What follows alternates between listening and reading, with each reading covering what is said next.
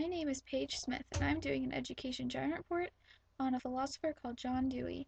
To begin with, he created a form of educational philosophy that he liked to call instrumentalism. Instrumentalism is a form of pragmatism, which at the time of Dewey was in its earliest stages.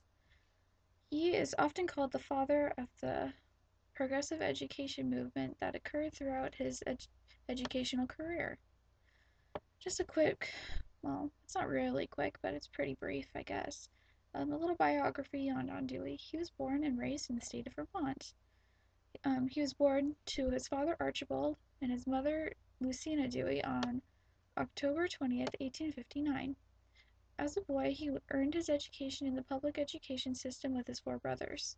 One of them actually died when they were pretty young, so that was his eldest brothers, and it was just the three of them.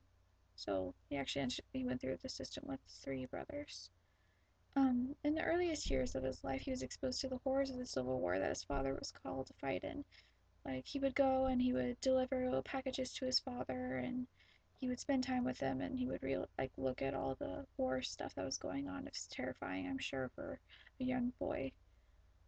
He attended college at the University of Vermont, and after he graduated, he began his educational career in secondary and elementary education in the state of Pennsylvania.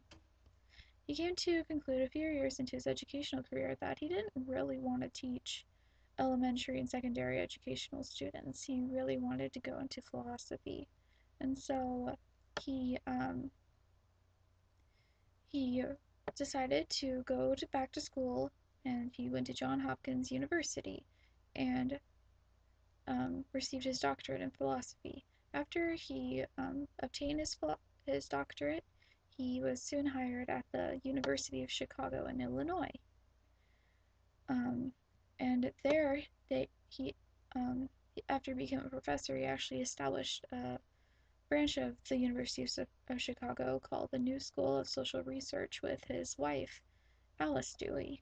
But there was at one point, like 30 into like the 30 years that he was there, where she was about to be fired from her position, and he got in a big argument with the president of the school, and so he quit his job there and didn't work at the University of Chicago anymore, and so he moved on to Columbia University in New York State.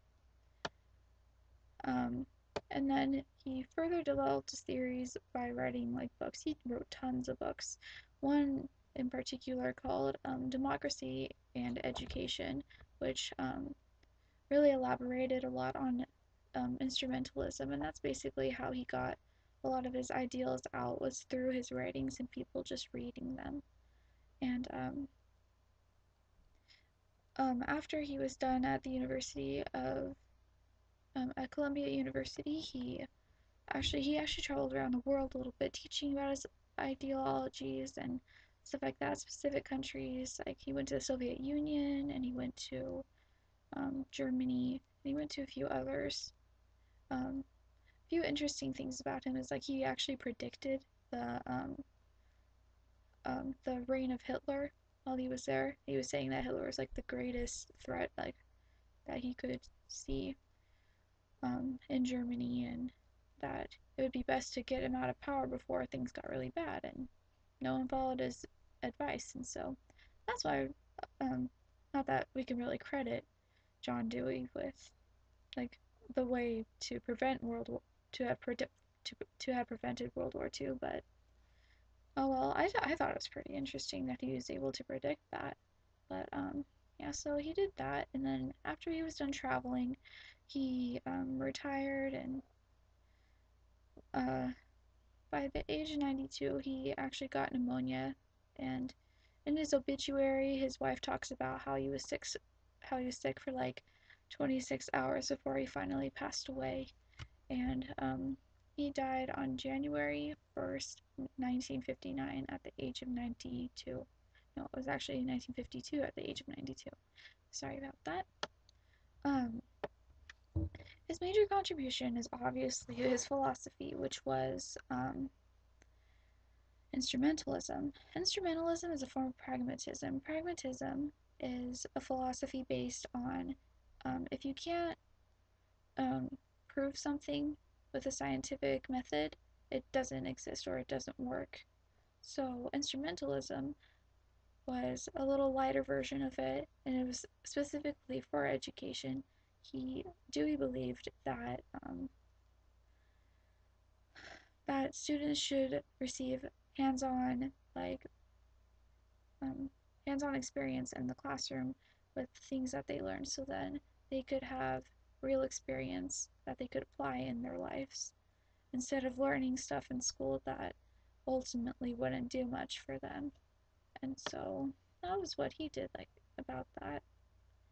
Um, Nowadays, instrumentalism I think is really, really common.